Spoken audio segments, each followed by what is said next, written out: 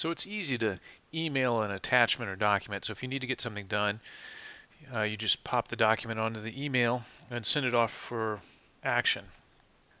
The problem you can get into, though, is which email document is the one that we need to use. So let's get away from email. Let's kill this off. Let's use other ways of sending documents around so that we can actually track them and deal with them appropriately. Now we use Box for our file management system. It's a great way to put files in a secure place that can be shared throughout the company. There's version control, which means if we accidentally cover up a file with the wrong one, we can roll back to the old one and recover that. So there's great reasons to use Box for our files. But let's say we've got an email that has a file in it that we need to deal with. So here is a very important document that came in email. Well, the problem is if I grab this attachment, move it to the desktop, I can start working on it. But then how do I get this back for action? I have to reply. I have to put in changes made. I have to grab the file. I have to put it back in as an attachment and send it off. Now the problem is if there's more than one person working on this, it starts to get pretty cluttered. It causes problems like where did it go? Who's got the most recent copy? So what we need to do is we need to get these email attachments that are part of the business working into Box. Now one way you can do that is if you have Outlook, you can come over and click the Save Attachments box or button right here. So if you have an attachment email and you're in Outlook and you're on Windows, you can click that one button and that'll bring up a dialog box for you to save it.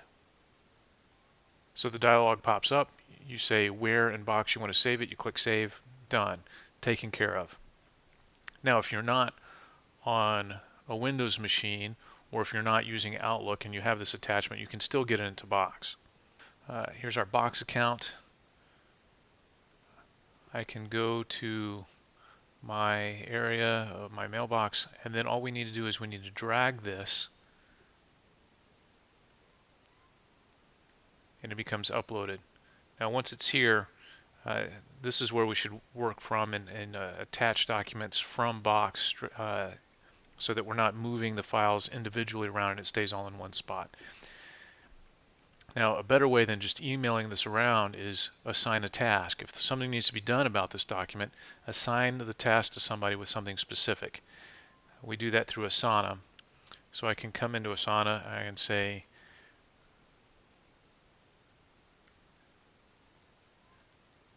please review document and make changes.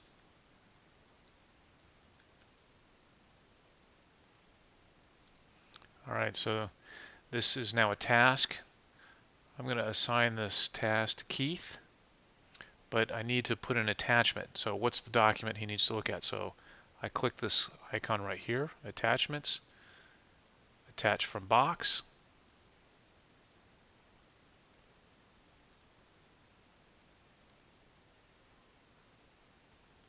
And I select it, I choose, and now the document is in there.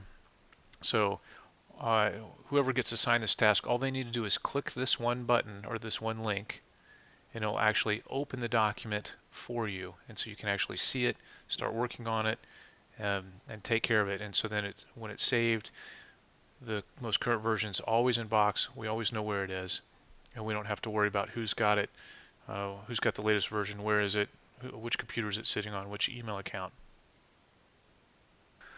So our goal is to stop emailing attachments, put files that we need to deal with into Box so that they're in one place and can be synced across everybody's computers. And then if an action needs to be taken, create a task through Asana and attach the file through Asana. And then that way the person can take the action, know exactly where the file is, and when the action is completed, they can complete the task and you'll know when it's done. Thanks.